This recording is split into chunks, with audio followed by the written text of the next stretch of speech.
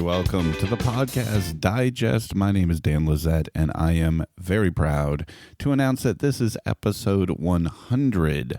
100, folks. Can you believe that? As I said in the introduction to my interview last week with the wonderful producers of Love Me, I cannot believe that this little show that I started sitting on my living room recliner back in the summer of 2014, attempting to explain to my wife what it is that I wanted to do, has now spent nearly 2 years, with the exception of only 2 missed weeks. We have brought you a new show every single Sunday morning. In fact, a couple of episodes even went off cycle with Thursday releases. So it has been a crazy, long, wonderful ride. And as you guys know from the episode title, I'm going to be talking a lot about one of the biggest events for me personally in this 100-episode, nearly 2-year run, which was attending Podcast Movement 2016 in Chicago this year. Now, before I get to that, I wanted to just tell a couple of stories and sort of go over a little bit of the history. I think at this juncture, the fact that we are 100 episodes in gives us a little bit of perspective on what this journey has been so far. So I kind of wanted to talk about it, especially for those of you who've maybe hopped on in episode 90 or 85 or 60 and maybe weren't here for the whole ride. One, go back and check out some of those old things. Some of the very early ones were pretty funny. We're kind of like me right now, which is why I thought this would be a great format for episode 100, because I really wanted to kind of harken back to the old days. If you weren't here on episode 1, and probably almost none of you were, I think the first day of my first episode, I got 7 downloads. Podcasters never talk numbers, right? Well, there you go. 7 downloads, I believe, on the very first day, September 1st, 2014, episode 1, which was horrible. Don't go back and listen to it. The music was an issue. I was nervous as all get out, but it was off and running, and I'd never been so addicted to watching stats and being shocked at when I hit double digits, and when I got my first tweet. When the first person said, "Hey, I listened, that was cool," I knew pretty much during those first week or two that this was going to be a long run. So those first 18 episodes were sort of phase 1 of the Podcast Digest. Many of you, again, probably have not heard those early episodes, and let's keep it that way for now. But episodes 1 through 18 were very much me experimenting. It was literally conceptually in my mind, I just wanted to talk about shows I loved and why I loved them. And I hoped that, somebody might find that interesting. So in my very first episode, I think it's worth recognizing because it will always be the case. I recommended The Cell Phone Junkie and Amish Baby Machine, 2 shows that I still think to this day are great and worth listening to. But I talked for about 15 minutes or so, give or take, just about why I love those 2 shows. And I came back again and did it the next week, talking about 2 shows every week. And that was pretty much how the Podcast Digest was born. Episodes lived somewhere between 13 and 20 minutes long. That was it. And I kind of went on from there. And so that was up through, like I said, episode 18. There was one deviation in those early days that, again, longtime listeners may remember. That was episode 14. So people I've talked to a bit, especially in Chicago at Podcast Movement, bringing it back around to that, I've told this story before about how I sort of decided to move into an interview format, and that happened because on episode 14, my birthday is in early November, and in early November of 2014, my brother, I have one sibling, my brother, decided to buy me a mixer for my birthday. And then he visited for Thanksgiving. I'm in Pennsylvania. Most of my family's in southeastern Virginia. So he came up and, I had my mixer and he said, "Hey, how you liking it?" And I said, "It's great. I've hooked it up and using it." I said, "The one thing that I know I can do with this is actually have an in-person guest. Would you want to be a guest on my show?" And he's like, "Well, what would we talk about?" Da-da-da-da. My brother is not a podcast listener. However, he does listen to audiobooks. So on November 28th, 2014, this was episode 14, was the first time I used the word special in a show title. In fact, this episode 100 is the second time I've used the word special in an episode.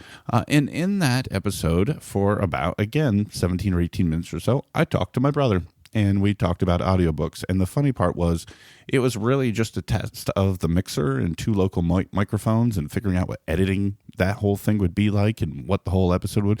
Nobody's listened to that show. I wish more of you would, just because I think it's a little time capsule and it's short and it's fun. And my brother still asks me to this day how that episode's doing. Maybe this holiday season I'll try to get him back again. But so that was the first sort of landmark episode, if you will, or trying something new. So that was at the end of 2014. By early 2015, literally early 2015, I decided to move to an interview format. It was the end of that year. I was 18 episodes in, and on episode 18, I did a top 10 episodes of 2014, which was extraordinarily difficult. This was a very young, in the podcasting world, me thinking I could be a big boy. And I gathered up 10 clips from 10 shows, 10 episodes, and I queued them all up in my Pocket Cast app, had them on my iPad connected to my mixer, again, still using my fun new toy, and literally talked about each one, and through my iPad played each clip as I recorded, like I am right now. That episode was fun for me because it was literally a one-take show. I talked, hit play, I talked, hit play, and the whole time I was talking, I was switching between shows and queuing up the next clip. It was a bear, very nerve-wracking, but I had fun doing it, and the reception was pretty good for that. But right after the first year, as I mentioned, it was time to move on to interviews. I just had this itch, like, 2 shows a week every week, I'm going to run out of material. Not that I'd run out of great shows in the whole wide world, of course, but I always wanted to throw my weight behind shows I truly loved and wanted to recommend. But I couldn't develop a passion for a show quick enough in weekly releases and 2 shows a week, and I was burning through my playlist, if you will. So I decided to go into interview shows, and my very first interview show, January 4th, 2015, episode 19, the one and only David Meyer, as many of you now know, the Diamond Dave Show and Chronicles U and many other shows, Diamond Mines, etc. But David Meyer started out with Andy Spiteri and 2 other of their buddies, had a little show called The Cool Story Show. And I really liked it. And I reached out to them and said, hey, want to talk to me about it? And they were my very first guests back on January 4th, 2015 on episode 19. And it was the first of 3 appearances that Dave Meyer has made on the show. Very good friend of the show, big fan of his work. And so that was the very first time he made an appearance. So from there, we were off and running on the interviews. And in the 20s was when I really started to hit, I guess you would say, the ground running. Sean from No Totally joined me. Dana from How Is This Movie? S. Anthony.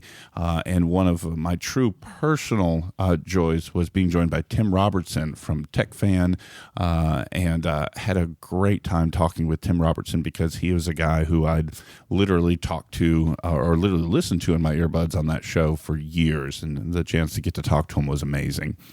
And we rolled on with big guests and small guests and shows that have since retired, like Matt and John from That'll Play, shows that have gone on to explode, like Phoebe Judge from Criminal. I talked with her way back in March of 2015. That was episode 27. Talk with Mike Hurley from Relay FM as he launched a special series on his Inquisitive show. Back then, I got to talk with Michael Fisher from Pocket Now known as Mr. Mobile. Also, Alex Goldman from Reply All and Helen Zaltzman joined me in consecutive back-to-back episodes, episode 33 and 34. At the time, I knew they were great shows, and I really enjoyed talking to them. But now, seeing what's happened in the last, sort of 18 months with both Reply All and The Illusionist, it was amazing. I got to talk with both of them back-to-back. Followed up by several other great shows, Mortified, Nocturne, and so on. Right around this time is when I decided that while I was certainly enjoying this new run of interviews, I still wanted to sort of talk about the recommendation world, right? Because I was still listening to things and I was still wanted to tell people about them. So I decided to start to create what I called recommendation shows.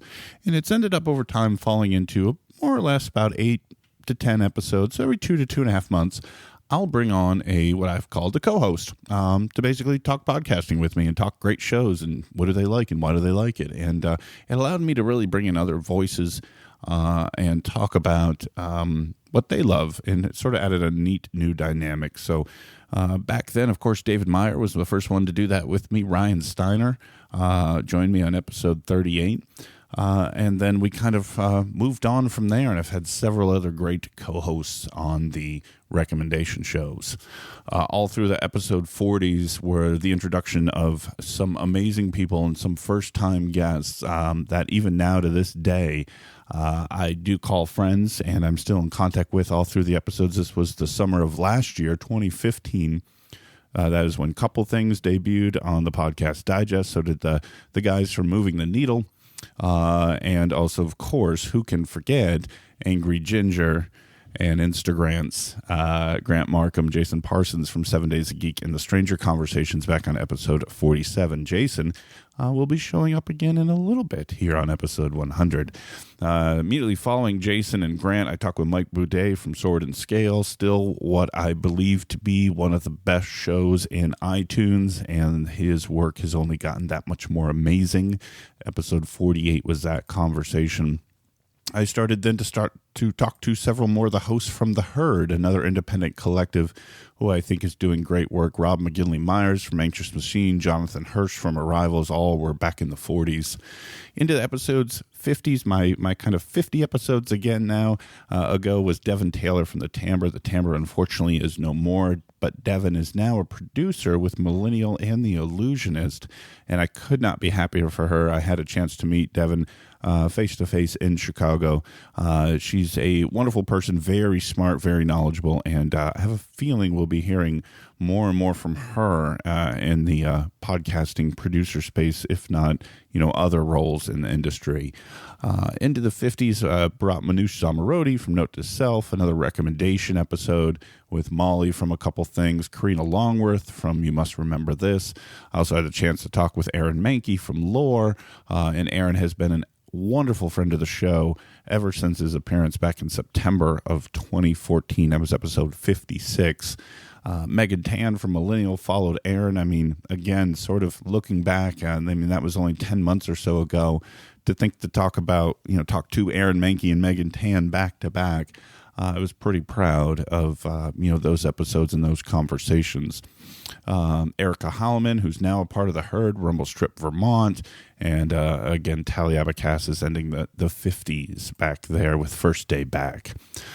And then the 60s, now we're into the fall of last year. Just more great experiences and more wonderful hosts, and more recommendation episodes with both Dana Gerber-Margie from the Audio Signal, another person I had the privilege of meeting in Chicago, along with Rob McGinley-Myers from The Herd, who joined me for another recommendation show on episode 60. I talked with Waylon Wong from The Distance and so on and so forth. So many great episodes, including Casey List from ATP, one of my favorite technology shows and biggest tech shows.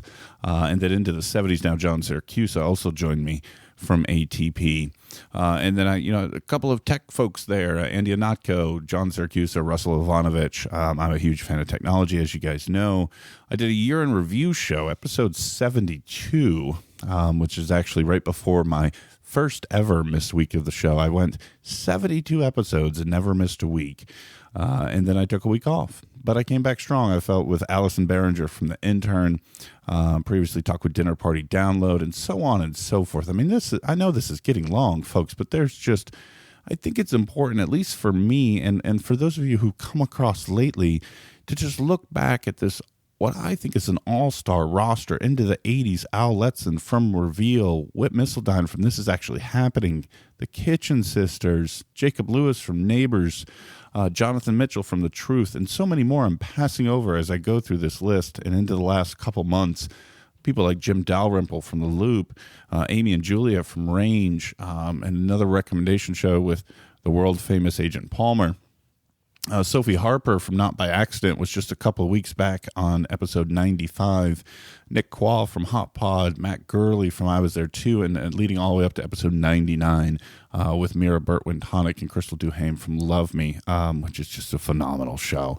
I mean, and that's sort of a summary of the road so far, and probably longer than you wanted to hear. I just kind of wanted to give you guys an idea of what it's been like to sit in this chair, to look at this microphone, and to have in my ears, where I hear my own voice right now, to understand all of these amazing, creative, inspiring men and women who have taken usually about an hour of their time to sit here and have a conversation with me about what it is that they do and how it is that they do it. It's been a humbling experience, and it has just been one of the greatest projects that I've chosen to take on in my adult life, and I wouldn't trade it for the world. It's been a blast. But beyond the shows and beyond the episodes, there's been so many other things for the show outside of it. A couple times in early 2015, the show charted on iTunes, back when iTunes had subcategories. Those eagle-eyed people may know I used to be listed in the technology category, and they had a subcategory for podcasting. I did chart on that show a few times. Then they redid all the subcategories, basically eliminated them and made them top-line categories only. At that point, I decided, while I do feature several technology guests, that I didn't think it was the right true representation of my show itself. So I moved to the society and culture category. That said, looking at that category nowadays, I don't know if it was the right move, because wow, what a competitive category. But I still think it's the right place. I haven't charted since I moved to society and culture, but I think it's okay. There's so many big names in there. I've launched a couple different t-shirt drives. There are some Podcast Digest t-shirts out there, as well as have a Redbubble store out there right now. All of those merchandise options were actually made possible. I mentioned earlier on an early episode with Matt and John from a show called That'll Play. The Matt in that is a gentleman by the name of Matt Candela, who is a phenomenal graphic design artist, who is the one who designed the current, and as far as I'm concerned, always future Podcast Digest logo. You see it on your show art right now on your app, as well as the profile picture for Facebook, for Twitter, for wherever the show is. I love it. I'm in love with it. I'm still in love with it. It was a vast improvement on my early effort from a Google image search, something I cobbled together myself. But Matt did amazing work. I've literally put this thing on everything, guys. Stickers, shirts, all of it. Business cards, everywhere. I love it, and Matt Candela does amazing work, and I really appreciate his help with the current Podcast Digest artwork and logo. So, and then the show grew and grew and grew. I mean, the feedback has been amazing. Recently, 6 months or so ago, I launched a Patreon. It's been doing okay. But what I really care most about is the supporters that are doing it. There are a very small core group of people who really believe in what I'm doing, really enjoy the conversations, and to that, I'm forever appreciative. And if you are a Patreon supporter and you are hearing this right now, I could not thank you more. Could not be more appreciative of you helping this little engine that could grow. So thank you, Patreon supporters. So that is the first 100 episodes of the Podcast Digest. A little retrospective, if you will, an amazing road traveled. And I just cannot express my gratitude enough that you've listened, that you're listening to this right now. And this little thing I've recorded out of my basement here in southeastern Pennsylvania has grown to be what it is today. So without further ado, let's talk about Chicago. Let's talk about Podcast Movement 2016. And first of all, I'd like to apologize for the delay. I went back and forth on when to get this episode out here, but I decided that I wasn't going to be first and I wasn't going to be in the middle. I've decided to kind of wrap up the whole process. So Podcast Movement was a few weeks back. No particular reason other than that I had episode 99, my conversation with the ladies from Love Me, ready to go. And I didn't want to double up. And I wanted to kind of bring out these episodes on my regular release schedule as I take on some other things, which I'll talk about in just a little bit as well. So apologize for the delay, but let's get into it. Let's talk about the trip. I kind of want to break it down a little bit day by day for you guys. I arrived in Chicago on Tuesday. Flew in from Philadelphia to Chicago's O'Hare Airport. Got there about midday. And on Tuesday, I actually had portioned off most of the afternoon and early evening for a friend of mine, one of the groomsmen actually in my wedding, now lives in Chicago. And I'd not seen him in 3+ years. In fact, he has a new baby, and I hadn't met him either. So he picked me up from the airport and took a half day off work, and we had some lunch and a few drinks, and then we went back to his house, and I saw his wife again, who I had met before, and met the baby for the first time. And then we had a nice dinner there and looked through some of their photo albums from the wedding and honeymoon and trips they'd taken, and I just had a great time catching up. Afterwards, he brought me back to the hotel so I could check in and get settled. And I met my roommate, Matt Williamson. You may know him from the industry reporter for the Audio Signal and also a producer now on a brand new show called Ordinary Heroes. So Matt is my roomie for this period of time in Chicago. Met him, and then immediately I went back to the bar. I'd had a few drinks with my buddy Dan, and I wanted to see if I could meet anybody. I wanted to see if anybody was already in town. And sure enough, there were. At the bar, I had met, for the first time, Jason Parsons, for the Angry Ginger from 7 Days of Geek, Podcasting 101, and just a great, great guy. And we caught up and talked some trash and had a grand old time at the bar. Also down there was Harry Duran from Podcast Junkies, and Harry comes up throughout the week because I constantly was running into him, and Harry's a great guy for one, does amazing work with Podcast Junkies. He's been on the show, and I've been on his, and we've interviewed each other, and it's been a blast getting to know him a little bit, and always ribbing him as my closest competition, so to speak. So it was good to meet Harry that evening on Tuesday night. Tuesday wound down, Wednesday geared up, and sort of the podcast just slowly got off to its start and began first with what they called PMX, which was sort of TEDx talks for podcasters. Several sessions, they were 15 to 18-minute talks, and I attended, 80-90% of them. They were from 9 to 3 in some of the side rooms there. This whole event happened at the Chicago Hyatt Regency, beautiful hotel, by the way. Wonderful. Really nice rooms, really nice facility, multiple towers and skywalks between the towers, and beautiful accommodations. It was a great location for the conference. I think everybody really enjoyed the venue itself. So we attended many of the PMX talks, and they were great. Some of them were a little bit better than others, and we had a great time there, all the attendees who were able to make it, because this was kind of pre-official kickoff. The official kickoff, though, was the award ceremony that night, and that was a blast. The production values were super high. I give it, big thumbs up to Jared Easley and Dan Franks, as well as the whole committee with Podcast Movement that put that together. They had these nice little videos for each of the nominees, a sort of Grammy or Oscar style, and the nominees are, and this presentation would play on these two large screens that were sort of flagging each side of the stage.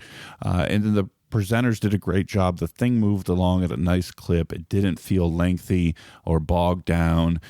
Then, of course, they had the Hall of Fame inductions and a number of inductees I've been big fans of for a long time, like Rob Walsh from Libsyn, previous guests, as well as Mignon Fogarty, Grammar Girl, as many of you are probably familiar with. They were inducted, as well as Gary Leland and several others, in great acceptance speeches. And it was just a great night to kind of see a lot of the people that we all listen to in person, and see some great shows to be recognized, including Aaron Mahnke from Lore, who was just a couple seats down from me. And it was great to see him beat out some amazing qualified competition. But Lore was well deserving, and it was great to sort of talked to Aaron before and after his win, and he was very humble and kind of a little taken aback, I think, the fact that he won, but it was very well deserved. All in all, awards night, and I was telling people this, I was pretty proud of all my previous guests, many of who I mentioned in the opening here. 5 previous guests won Academy of Podcasting awards that evening, so I felt pretty happy about that. So that was Wednesday evening, the official kickoff of the podcast movement event. And then we were on to opening keynotes the next day, Thursday morning. And man, were these opening keynotes awesome. There were three of them. Glenn Washington from Snap Judgment, Anna Sale from Death, Sex, and Money, and of course the one and only Kevin Smith, Clerks, Mallrats, Smodcast, all that other fun stuff. They were all super entertaining, informative, and impactful in a way, if you will.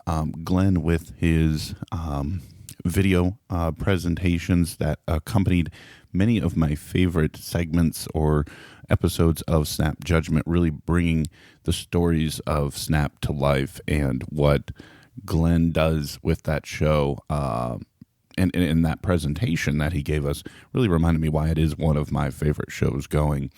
Anna made another awesome talk about comparing her work as a podcaster and launching Death, Sex, and Money to being pregnant. It was a neat parallel, and it was had some funny bits, and she did another wonderful job kind of bringing you behind the scenes about exactly what it was like to put together her awesome hit Death, Sex, and Money. And then Kevin Smith closed out sort of the morning, the third opening keynote. And wow, if anyone's ever heard of Kevin Smith or heard his stand-up comedy, he was completely unfiltered and gave an amazing conversation. And it was focused around podcasting, although he tangented it into many different areas. I think it was slated for an hour, and I believe he went about an hour 25. It was funny. You could regularly see some of the volunteers with Podcast Movement approaching the stage and trying to give him a 10-minute or a 5-minute countdown, and Kevin just kept blowing through that. And I think his theory was just, delivering more value than what he originally, had promised to do. He told some great stories about him as well as some of his friends and colleagues, how podcasting really helped him and really helped the direction of his friends' lives. It was funny, it was hilarious even, and it was really informative on somebody who is quote as quote as famous or as big as him, and how he has really dove in feet first into the world of podcasting. And he said basically it's his favorite creative medium, even over filmmaking, which is an impressive statement coming from somebody who's done and completed some of the projects he has and worked with some of the people he has. That podcasting gives him the most personal gratification, and that really said a lot, I think, to many of us in attendance. I know it did to me. So after that was a break for lunch on Thursday, and then the afternoon sessions started up. And I want to just kind of give you guys a picture of what the sessions were like here for the balance of Thursday and all of Friday. Every session was basically around 45 minutes in length, on the hour, and there were probably 5 or 6 spaces going simultaneously. So as an attendee, we all had to sort of pick and choose which session you wanted to go to, what topic or speakers you were interested in, or if you wanted to sort of take that block off and either get up with other people you'd met or walk the exhibition booth floor, so on and so forth. So I believe there were 4 slots on the first day. I attended sessions in 3 of them. In the very first one that I attended was titled How to Sound Like a Human Person While Interviewing. This was Greta Johnson and Trisha Bobeda from the Nerdette podcast, a WBEC Chicago show. And they were great in terms of prepping for interviews, how to speak with them, your guests, how to put them at ease. And as an interview-based show, I've got a lot out of it. And those ladies had a lot of great information to share, and I was really happy to have attended that one. The next section was Radiotopia with Phoebe Judge and Lauren Spohr from Criminal, talking about how they find stories. And this was actually a question that I had asked Phoebe when she was a guest on my show about 1.5 years ago now. So hearing both her and Lauren kind of expand on that topic and go through their selection process of all the different possible topics and what it takes criteria-wise for one to become a full-blown episode of Criminal. It was very eye-opening in terms of the work and effort and their ability to say at some point during the production process, this isn't good enough, or I don't know if there's a story there. So it was a great learning experience to say, have those high standards at all times.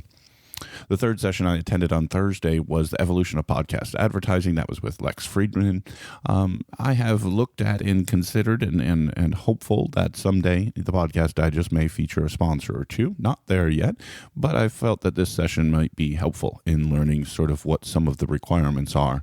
And Lex Friedman, he's from Midroll, also a techie, if you will, formerly Macworld writer, as well as on podcasts that I listen to in the tech space pretty regularly, The Rebound, Clockwise, so on and so forth. So that was one of the reasons I wanted to attend this as well. And again, some interesting things in terms of download counts that are sort of required to minimally have an advertiser look at you. Midroll works with a lot of the big names that all of us hear on shows all the time, be it Casper or Squarespace or those big names that seem to be on every show. And he sort of gave us a realistic view of, if you want to break into this angle of revenue for your show, here's what the requirements are.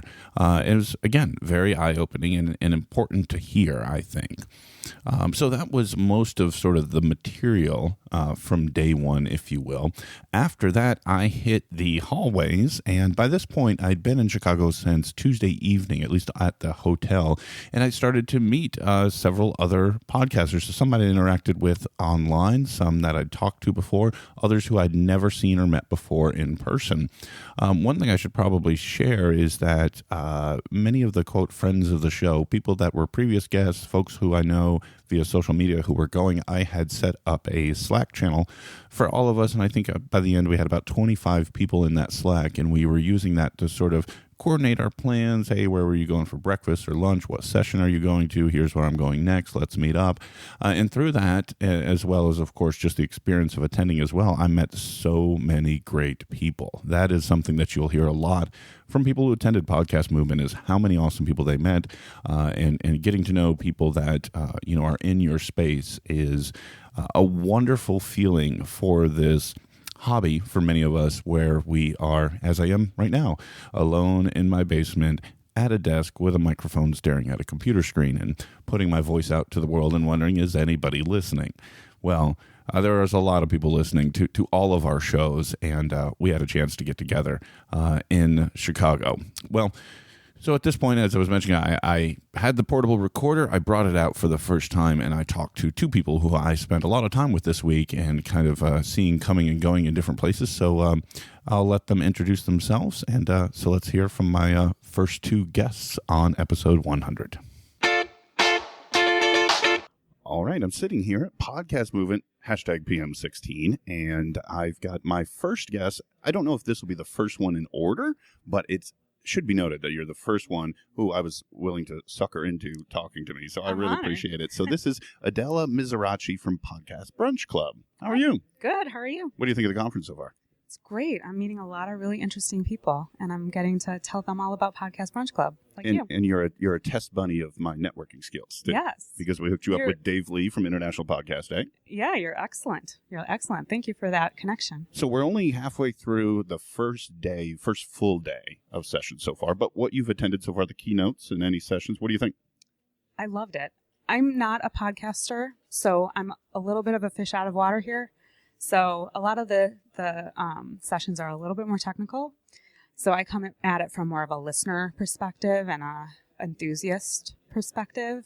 But I just love it. I love hearing what people are doing, what people are saying, and connecting with really interesting people. And listener, you mentioned up front Podcast Brunch Club. I thought this idea was super cool. Generally speaking, what is it that you're doing with this?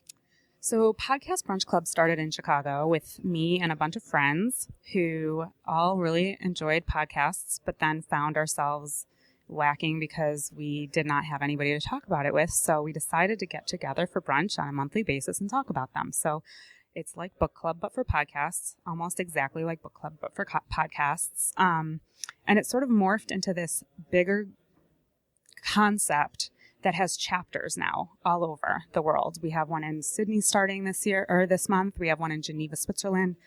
We have one starting in New York City, San Francisco Bay Area, DC, Chicago, obviously. And now the idea is that every month we choose a theme and then 3 podcasts that hit that theme. And all of the members across the globe listen to the same set of podcasts, but then meet in person together in smaller groups to talk about them, and have their podcast club discussion. And when did this all start? The first Chicago Podcast Brunch Club was, I want to say, March of 2015. Awesome. And I think that's one of the reasons that I really like what you're doing so much, because this all started sort of like how I started this show, which was I'm a podcast super fan. And I wanted to know more about it and talk to people about it. And so that's one of the reasons I think what Podcast Brunch Club is and what you're thinking it will be is even that much more entertaining. So you've got some other big ideas potentially in the future. What are some of the things? First of all, how many members are we talking about? So how many participants, I guess? So it's not a ton right now. We probably have about 100. That's pretty big if you ask me. Thank you. It's different because there's some people that are participating in person, and then there are a bunch of people who are just participating online. We have a Facebook group. And there's, I have a newsletter monthly that just where I send out the selections for that month. The bigger plans are to obviously expand to as many cities as possible. And really all that means is people who want a podcast brunch club in their city reach out to me and I help them set one up. I have to have somebody in that city who's willing to coordinate and lead. But once you have your members, and these groups are not big. I actually don't think it's great to have a huge group because these discussions are better with smaller groups that can have more intimate discussions. So our group is about 10, 12 people. And then, on average, I would say 7 show up at any given meeting, which is perfect. And it also just makes it more manageable for the person who's volunteering to lead that group, in terms of coordinating RSVPs and making a reservation at a place or coordinating schedules and stuff like that. So, so just expanding that way. But then eventually I'm thinking about starting a podcast, which is so crazy to me. Which would be awesome, which is a perfect thing to be here for. Well, Adela, it sounds super interesting to me, and I guarantee you somebody who's listening to this episode right now also thinks the same thing. So if they want to follow you on social media or potentially even be a participant or lead in another city they're hearing this, how do they get in touch with you? So they can email me, Adela, Adela, at podcastbrunchclub.com. I'm on Twitter at podcastbrunch, and my website, www.podcastbrunchclub.com. Perfect. Well, it's been a pleasure to meet you, and I hope that some other people hear this and join this awesome thing you're doing. Thanks, Dan. Thank you.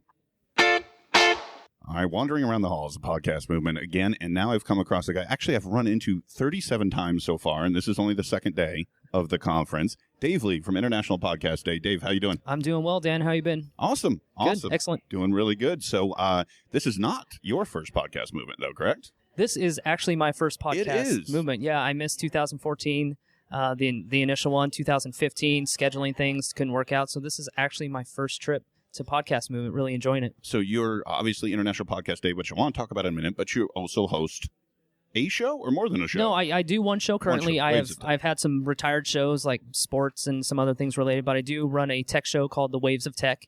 We've been up for a couple podcast awards, 2014 through 2016, which was great to be a part of. It's just a tech variety show, and we talk about everything from social media to customer service to the big guys like Apple, Microsoft. Just a wide variety, just basically your tech variety tech grab bag show. Nice. I've been podcasting since 2008, and so you're getting old. I am. Yeah, I just reached 35, man. It's all uphill from here. So far, just thoughts on the conference so far. Like I said, we're only on the second day at this point, but it's been some good stuff so far. Some fascinating, the keynotes this morning with Glenn Washington, Anna Sell, and Kevin Smith. So many great takeaways. You can really see, especially with Anna Sell, I'm a huge fan of her show, Death, Sex, and Money. And to see the passion behind what she does and just, the great little takeaway she's been given.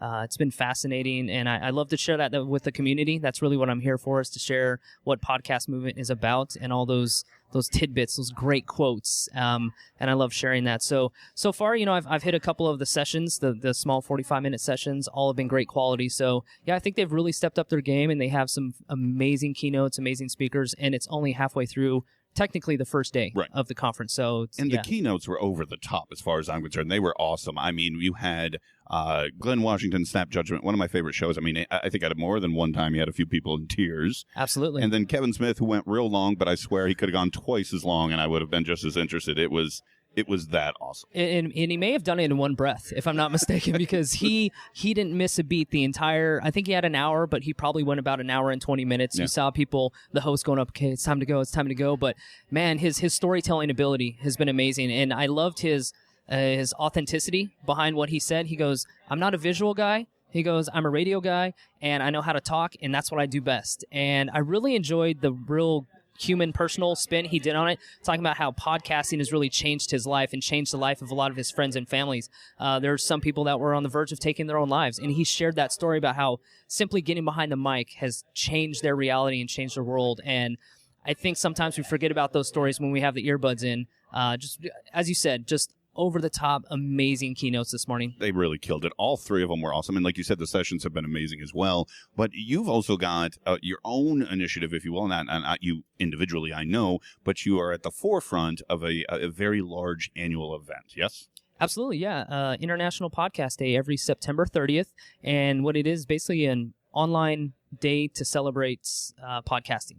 Last year, for example, we did 33 hours of live video streaming. We incorporated over 9 countries. We had podcasters from Australia, New Zealand, Spain, Argentina, Germany, Poland, the UK, United States, and we just had them come on and we celebrated podcasting all day. We taught podcasters how to, use automated tools. We taught how to create a stronger, more close-knit community of listeners. And so we're looking at what we want to do for 2016 upcoming.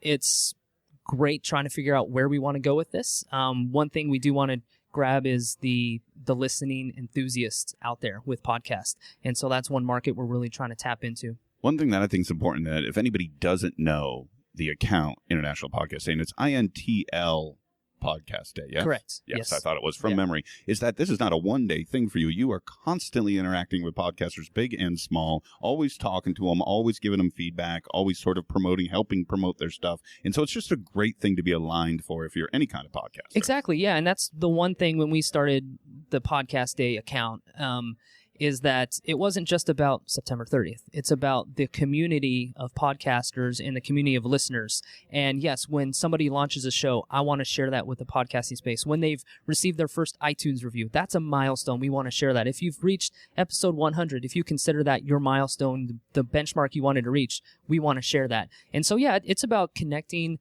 regionally, podcasters within the same space, within the same state, same city, and really we just put out the idea of International Podcast Day. And without the audience and the community of podcasters and podcast listeners, that has built the event. We just happen to be the medium for that to happen, and everybody has flocked towards it because they love podcasts so much. And so, yeah, it's not just a one-day event. It is an annual, ongoing 12-month cycle of me being on the social media accounts and just connecting and reassuring some podcasters, you may have 350 downloads. That's no problem. Don't worry about that. That's 350 people that are listening to you and care about your opinion and your stories. And so, yeah, it may be a one-day event, but it's a full-time job, connecting people. And one thing we've heard a lot about here at Podcast Movement, and they talk about a lot, is the conversation between you folks out there listening right now to me and Dave, and also from us. So you guys listen to our show, and we want to hear back from you. International Podcast Day is one way that's a huge part that what Dave and his team are doing and reaching out to not just podcasters, but podcast listeners, as well as obviously a big core of this conference is we're all trying to have a better conversation with each and every one of you as well. So, Dave, thanks for taking the time, man. Absolutely, Dan. I'm sure we'll run into each other about 100 more times within the next day, so appreciate the time. Yeah. At least. Yeah. Thanks a lot. All right. So those were the first two guests that I talked to for this. I've got 3 more conversations coming up, but still, let's continue to go on through the process of the event. And then we're up to Thursday night now. Thursday night, we were off and running with several of us were invited to the event with American Public Media and Dinner Party Download and Codebreaker. I guess because previous guests of the Podcast Digest was the guys, Brendan Francis Noonan, and Rico Galliano from Dinner Party Download. So they were kind enough to invite me out to their event that evening. This was at the Chicago Athletic Association, one of the few times I was able to actually get away from the hotel, and that's a beautiful venue. It was in the game room, second floor of the Chicago Athletic Association. Very, very nice place. And American Public Media put on a very nice spread for sort of, their friends and colleagues and friends of their show, so to speak. And it was great. So we had food and drinks, and I met several more people there. And it was really nice, again, to continually put faces with names. Many, many guests at this point I had met that were previously joined me on the Podcast Digest. I spent some time talking with Devin Taylor from the Timbre, now a producer with Millennial and the Illusionist. By this point, I'd also met Dana Gerber-Margie with the Audio Signal, one of my favorite newsletters. I'd met Helen Zaltzman with the Illusionist as well, and just having a blast meeting so many of these people that only this type of event would pull all of us together into the same place. And so we had a great time Thursday night. And then so I was back to the hotel, and then Friday morning we started with the last full day of the conference, and at this point it was a day full of sessions. So I did some exhibition hall floor time, if you will. A couple of great setups and booths, and different things I wanted to check out. Just different conversations on some equipment and some software service stuff. The Libsyn table was there. I'd met Rob Walsh, another previous guest, as well as Dave Jackson, and had a great time talking with them a couple different times. And this was something that was a big deal to me, because one of the coolest things that Libsyn does is they distribute business cards for shows that host with them. So they have these two huge tables, sort of L shape, and it's all full of business cards, and they're helping promote the shows that host with them. So I brought a box of I had a box of 200 business cards for the show. I think it was probably about 190 that I brought with me that I got back in March, and what I had left from the original order. And I swear I had gone back to that Libsyn table, I think, on Wednesday morning, Wednesday evening, Thursday morning, Thursday evening, Friday morning, and it felt like I was constantly restocking what I put down on the table.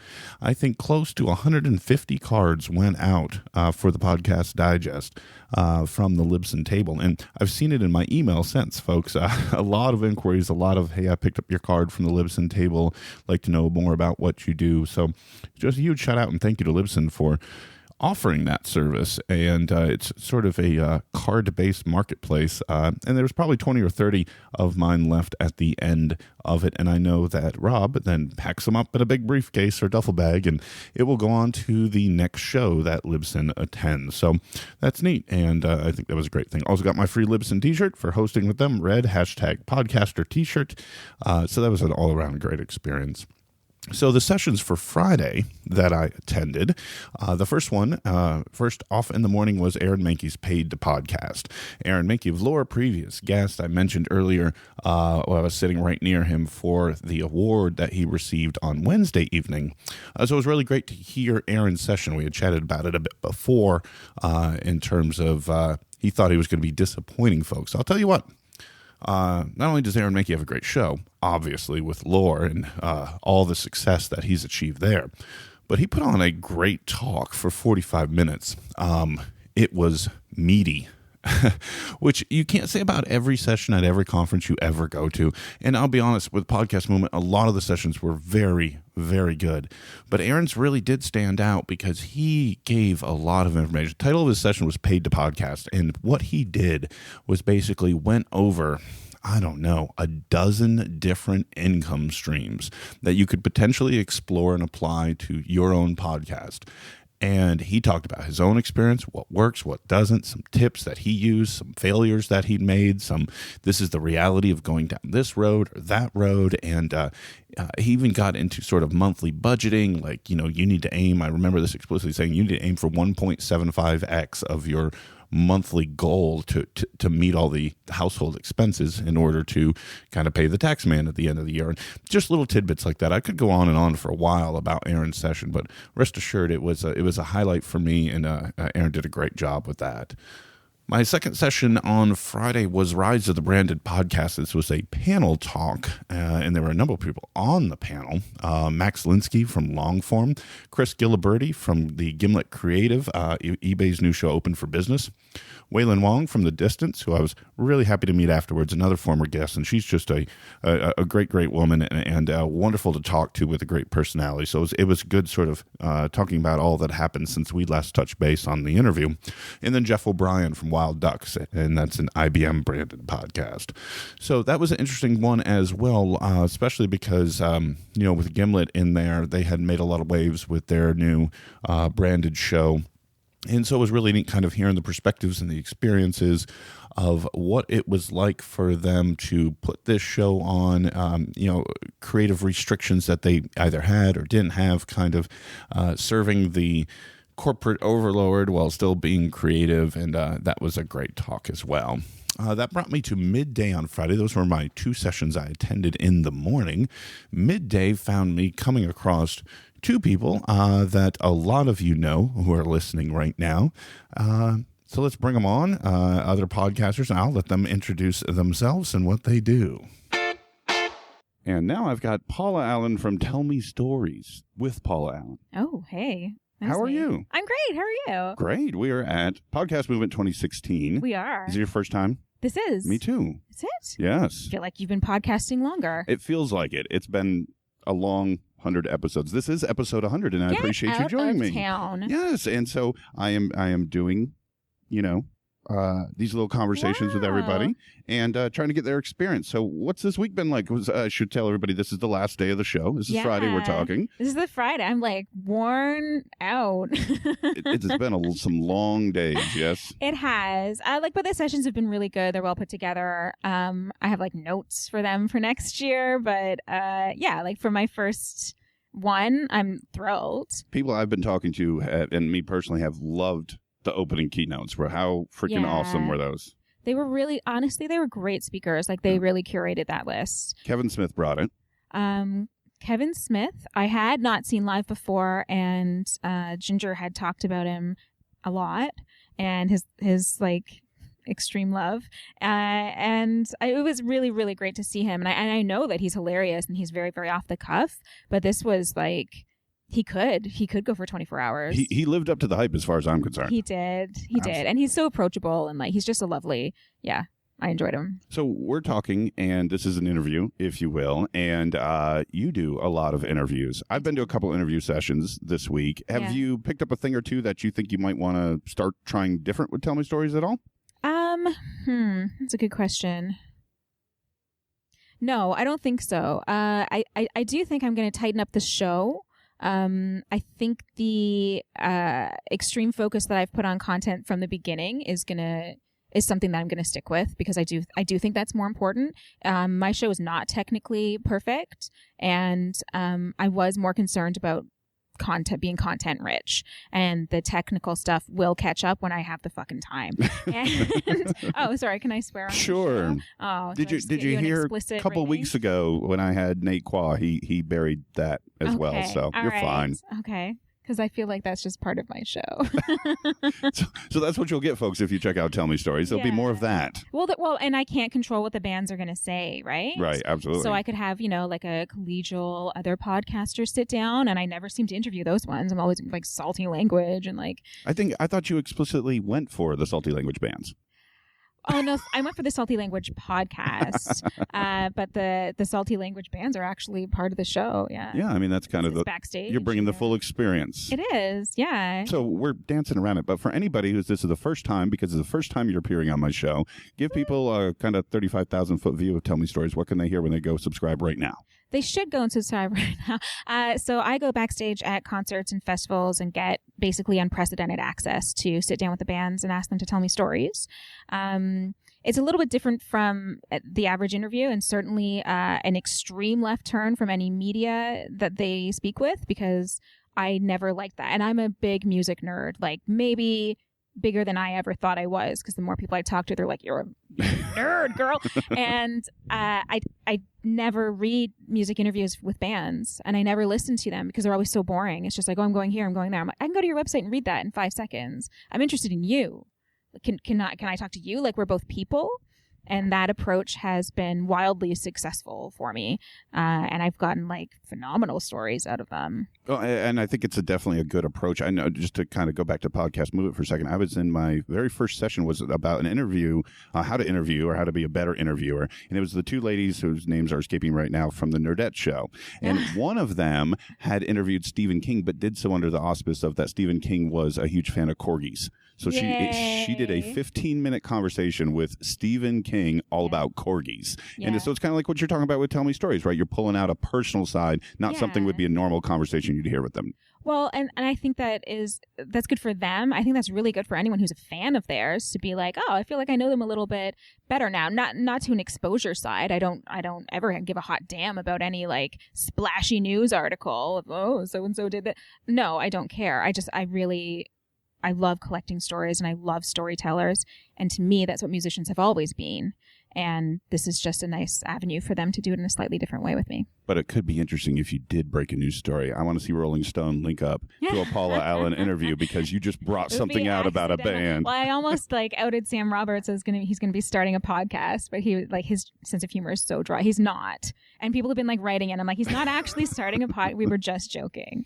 But you're gonna be on the breaking news of the music industry. People are gonna come to you to pull out the stories that they don't get to hear. They should, yes. Well, folks, go check it out. Paula, tell folks where they can do that.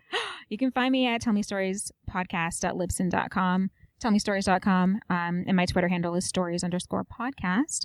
And I'm always looking for up-and-coming indie bands, and I mix you guys in with some of the biggest bands in North America right now, so don't be afraid to approach me, and it's a good mix, so.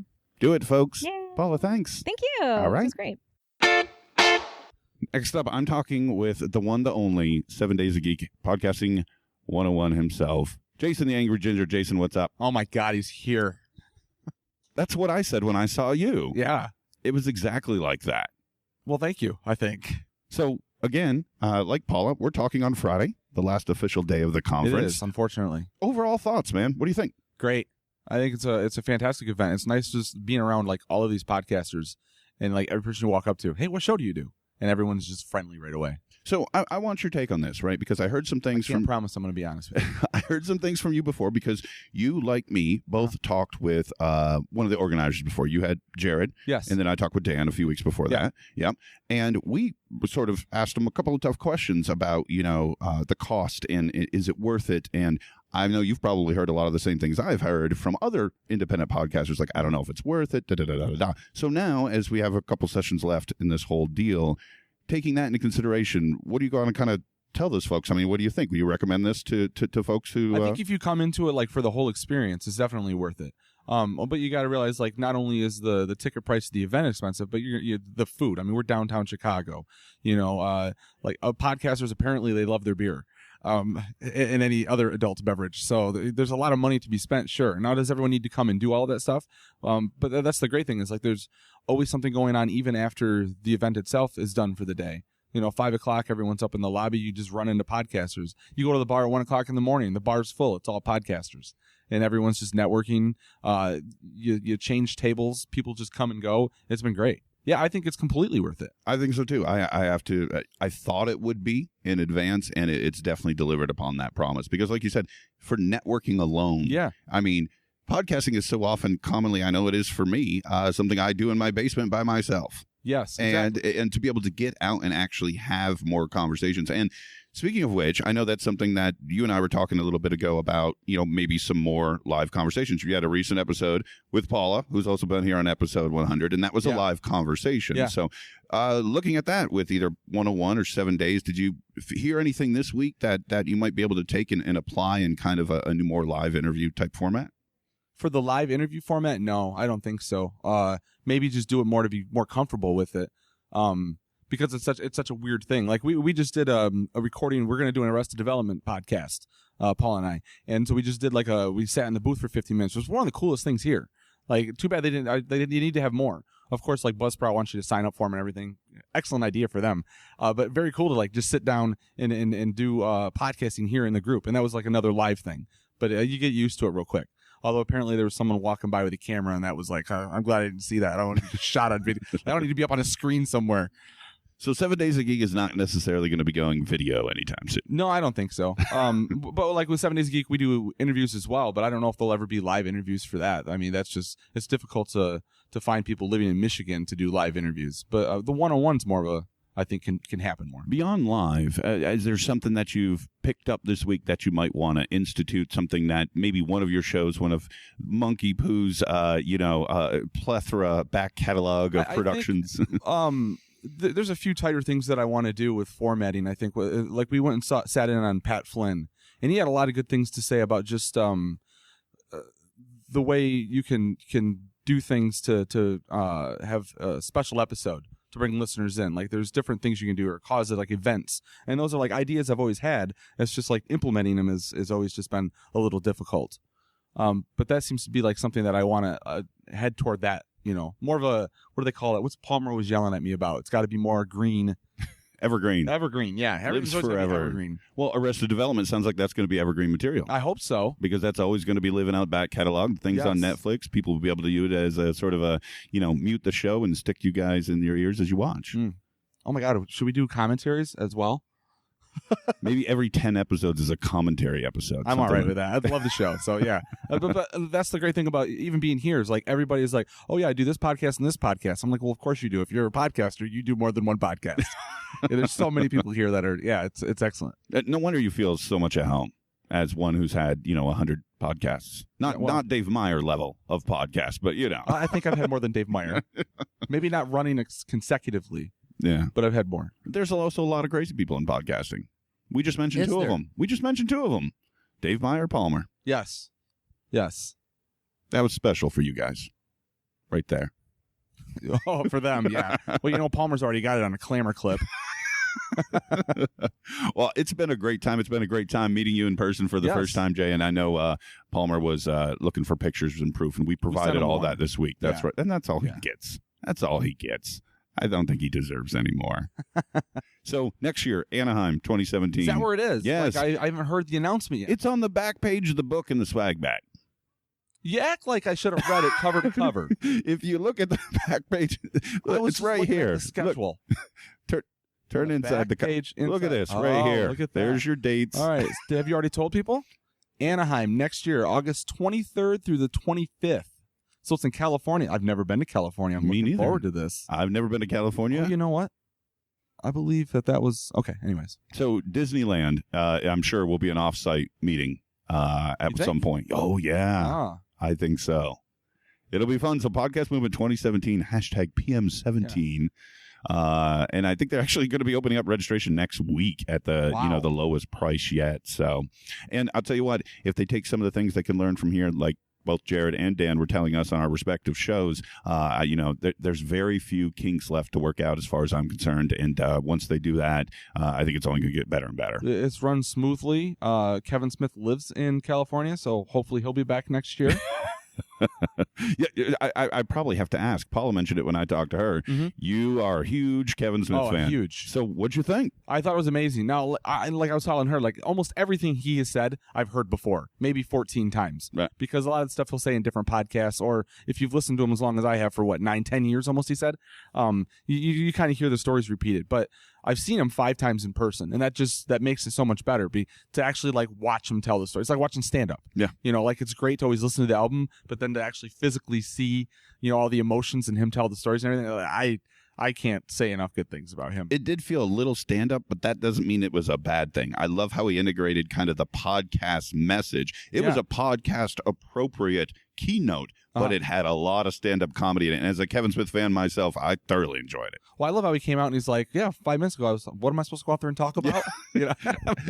And he said it tongue-in-cheek, but I really believe this. Like, I imagine that's exactly what happened. Oh, yeah. All the other presenters, and even in the sessions, they got laptops and visuals, and he just took the mic, stood right in the middle of the stage for like an hour 20, whatever. I bet you there's consistently, like, everyone else like Anna Sale before, or who was before Anna? Glenn Washington. The two of them didn't talk as much together that he did in he went like 15 minutes over. Yeah. But like consistently, like he didn't shut up for an hour and 15 minutes. No breaths. And there was just like storytelling and all this like, great, you can do it. He's just fantastic. It was a good stuff. It's been a great week, and like I said, awesome to meet you in person finally. So nice to meet you too. Tell them active shows. If folks missed your last appearance here on the Podcast Digest, what do you got? Where can they go find more of you? Active shows right now. The easiest place I guess to go is the Podcasting 101 and 7 Days a Geek are both on iTunes, but there's monkeypoostudios.com, which is the big banner.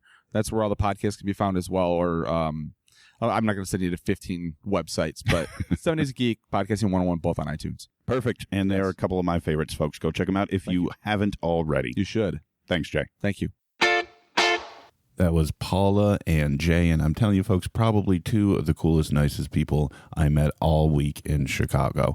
A ton of fun. I hang out with them. I drank with them, and we just had a blast. They were really, really cool to, like I said, finally meet in person. So if you haven't checked out their stuff, please do it. And if you're a Arrested Development fan, there's something coming up for you shortly. All right, so we are on to Friday afternoon. You heard Paula and Jay and I mention that we were almost wrapped up on Friday, but there was one more session that I did attend in the afternoon period on Friday, and this one was a blast. This was, I mentioned earlier on Thursday evening, I attended the social meetup of the gentleman from Dinner Party Download, Brendan Francis Newnham, Rican Galliano. They had a session titled Tell Us Something We Didn't Know. This was another one on interviewing. Now, if you don't listen to Dinner Party Download, one, you're crazy. Two, it's I have said before, and I don't know that there's much that's going to knock me off of this opinion. Probably the biggest interviews in podcasting, the biggest guests consistently and in frequency and in volume come on Dinner Party Download. They have talked to literally some of the biggest names, and they do so week in and week out. And to hear these two guys kind of go into how they approach a conversation with these uber celebrities and make sure that they don't just get talking points, or that if they do need to mention their current project, that they do that and then get on to something much more interesting, and how they handle things in editing and how they team up, one being on one coast, one in the other, and processing and a full-blown episode. One, these guys are super smart, super cool, and were really kind to me all week and even prior. And to hear them talk about how they do what they do, it was a blast. And just as an aside, they mentioned to me on Thursday night at the social that, come to our session. We've never done this before. It should be interesting. And they had a complete failure of Keynote, the Mac application for slideshow presentations, and they literally battled it the whole time. It really didn't look like it was on purpose, but they had a great time with it as they fought their PowerPoint and still kind of got through all the information that they wanted to relay. It was a ton of fun. They left a lot of time for questions at the end, and a lot of people had some great questions. And I don't know how they felt about how the session went, but it was definitely a highlight for me, and I really enjoyed their presentation as well. That brought us to the end of the whole deal. I mean, by this point on Friday, we're sitting here now probably around 3 or 4 o'clock. I shouldn't say the end of the sessions, right? What was up next was the closing keynotes, and there were 2 great talks. First up were the ladies from Another Round, and they, of course, if you've ever listened to Another Round, and I am a subscriber, they really go into kind of the fact that there's not enough minority or women in podcasting, really in many positions of power. They talked a lot about their interview with Hillary Clinton, which I thought was great. They had a lot of clips.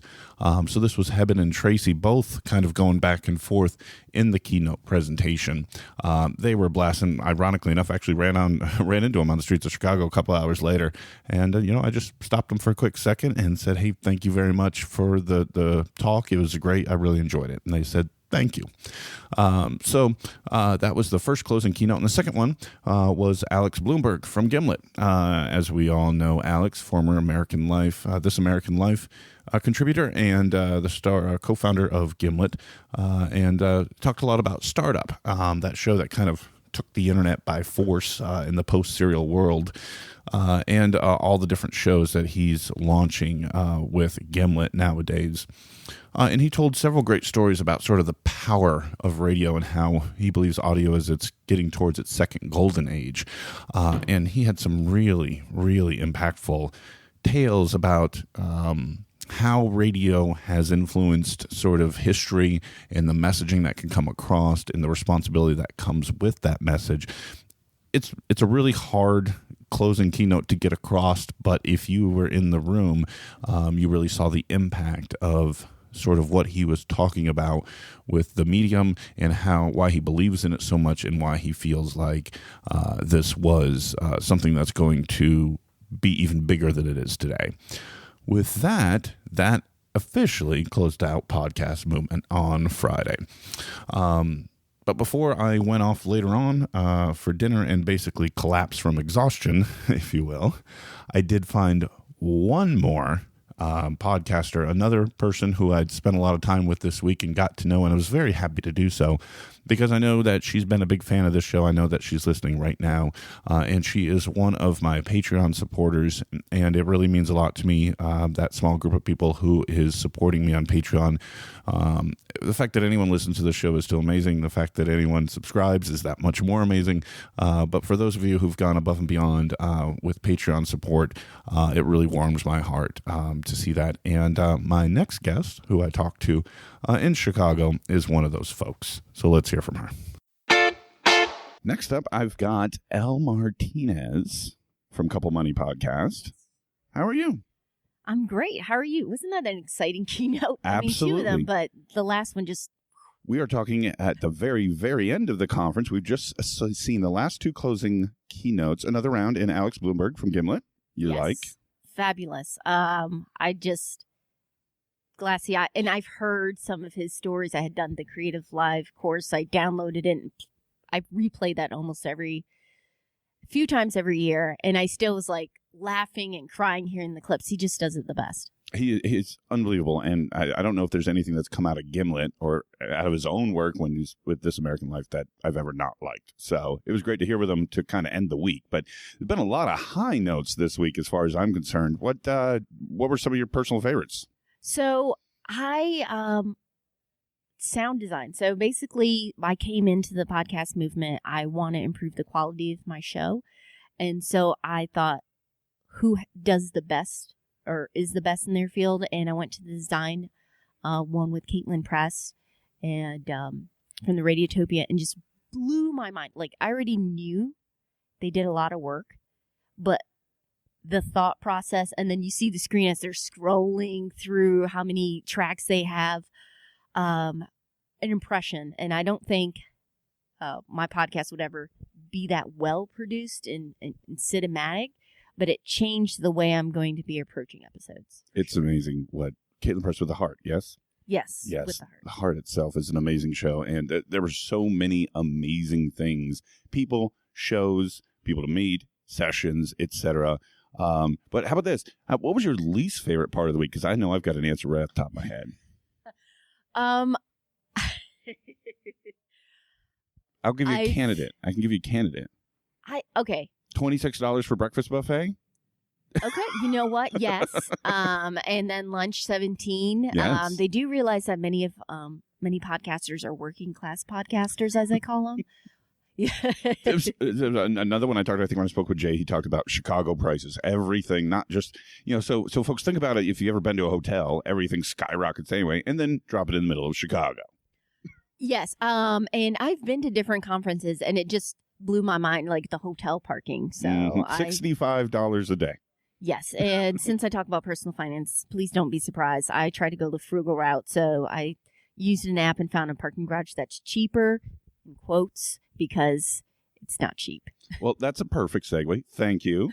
Because this is your first ever appearance on the podcast Digest. A couple of people that I've talked to here this week have not appeared on the show before. So please tell anyone listening to the show who doesn't know who you or your show are. Who are you and what do you do? Well, first of all, thank you for having me. I've listened to you so long. Couple Money Podcast, as you can see, naming is not my strength, but... However, business cards are. Thank you.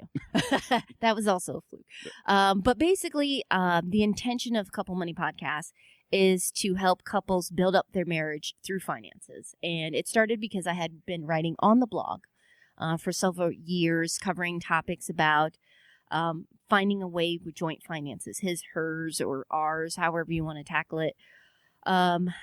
Digging out of debt, but maybe you're not on the same page on the how. And people emailed me and they're like, I need this, but too long, didn't read. Can't keep up with it. So I knew about podcasting, and I'm sure you've seen it. The great ones make it look easy.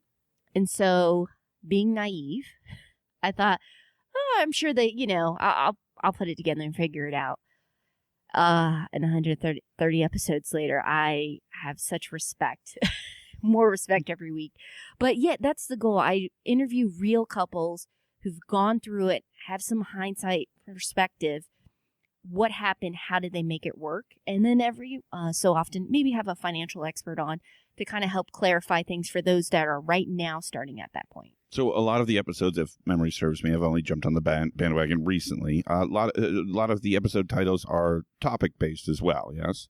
Yes. So if somebody just now coming over to check this out, they're married or dating or living together, whatever, and they want some advice, input, whatever, they could kind of just flip all the way through the podcast app and find one or two that they might want to start with and go from there? Yes, I try to make it as easy as possible, and it is tough because whenever you're telling a story, like how do you summarize it? How do you make it clear enough for someone to find it and at the same time make it attractive enough for someone to be curious to download? So that's the podcaster side in terms of how it would look in iTunes. And then at the same time, as someone who's trying to get better with storytelling and helping people, being honest. So a lot of them recently have been like how to get out of debt when, so forth, or how to talk about money without starting a fight. Which is obviously something that I think probably most of you listening at one time or another could probably have used some help on. I think all of us have. If you've been married for any amount of time, you've just been there at some point. And absolutely. Might still be there. It's got to be, one of the leading causes of divorce ever, money issues? Yes. I'm sure there's stats on this somewhere. It might be like one or two. It keeps flipping. But it's definitely one of the biggest sources of stress because I found how we spend our money to a degree is a reflection of what we value. Right. What's important, what's not. It's never just about money. Prioritization. Yeah. Well, folks, I would strongly encourage any of you who want to hear more from Elle. First of all, just do it anyways because she's a very awesome person and it was all very cool to meet in person. She's been very kind and nice all week. So, and more importantly, if that type of thing interests you or you would just like some, private info in your earbuds to kind of figure out, what might help. So go check her show. And they can do that by going to couplemoneypodcast.com. Perfect. And you're on the Twitters? I'm on Twitter, Facebook, and Instagram, and I keep it simple. Couple Money, one word. Perfect. Go do that, folks. Elle, thanks. Thank you. All right. Appreciate it. And that was Elle from Couple Money Podcast. And folks, I hadn't mentioned this yet, but all 5 of my guests, Adela, Dave, Paula, Jason, and Elle's shows and Twitter websites, all that fun stuff, all the links are in the show notes for all of these. So if any of these guests I've had talk about their work and that interests you, please go and check out the show notes. Link up, follow them, tell them you heard about them on the Podcast Digest.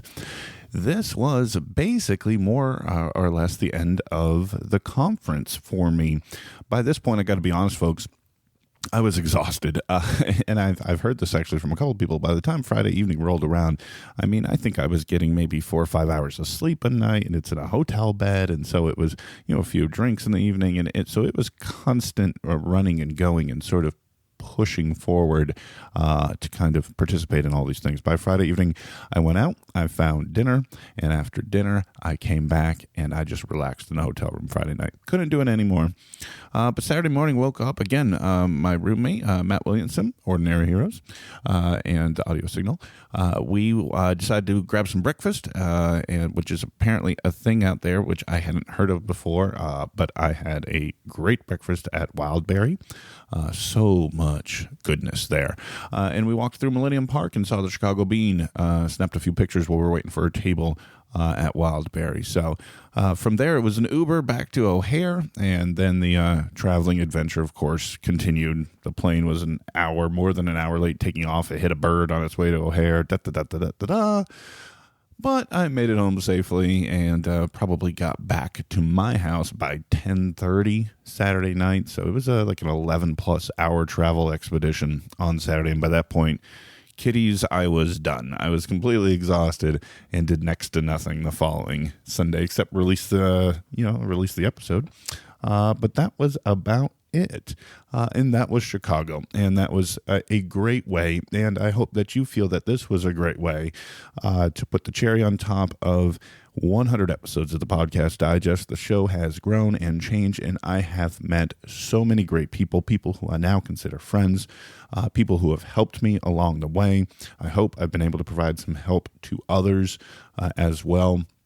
This show isn't going anywhere anytime soon, but because of podcast movement, there are some new things on the horizon. One of the things that I can share with you now that has come out is actually there was a session that I didn't mention because I actually didn't attend it. Joel Sharpton, another podcaster, he actually did a session on using your microphone to record audiobooks, and it's something I'd always considered doing. But I heard him talking in the hallway about the session, and I said, and then I saw some tweets about it afterwards and did some digging, and I've signed up. And as we sit here right now, at this moment in time, I've accepted 2 contracts and have completed one and in production on a second to narrate audiobooks for Audible. So I am literally applying things from Chicago, people I met, things I'd heard about in order to make things kind of better for me, because I love doing what I'm doing, but there's so many other things that interest me as well, and narrating audiobooks is one of those, and I'm excited to be a part of the community over there. And I appreciate Joel, who kind of let me in on it and sort of told me about it and how it worked and so on and so forth. So there's something right there. That came from Chicago. And there's some other things I can't talk about yet, things I'm working on, and maybe some more announcements to be made in the future. But in the meantime, this show isn't going anywhere, folks. I'm not retiring the show at 100, although there is something neat about that, right? 100 and then done. But no, 101 is already done and in the bag. That's coming to you next Sunday. And what's even better was I made a lot of great connections in Chicago, met a lot of people, a lot of big names, and a lot of them who agreed to join me and talk about what they do and why they do it and take us behind the scenes of some of the biggest shows out there, which if you read the Twitter bio, that's exactly what I try to do. So I'm rambling. This is an extraordinarily long episode. Thank you all very much for listening to the Podcast Digest for these nearly 2 years, for these 100 episodes, whether you were with me in episode 1 and been along for the ride, or if this is your first listen. Either way, I greatly appreciate you taking the time. If you've got any ideas for the show, thepodcastdigest@gmail.com. Email's hooked right up to my phone. Shoot me an email. DM me on Twitter @PodDigest, and share the show. And an iTunes review would be great as well. That'll do it, folks, for episode 100. Next week, back with another interview and conversation. Until then, my name's Dan Lizette for the Podcast Digest.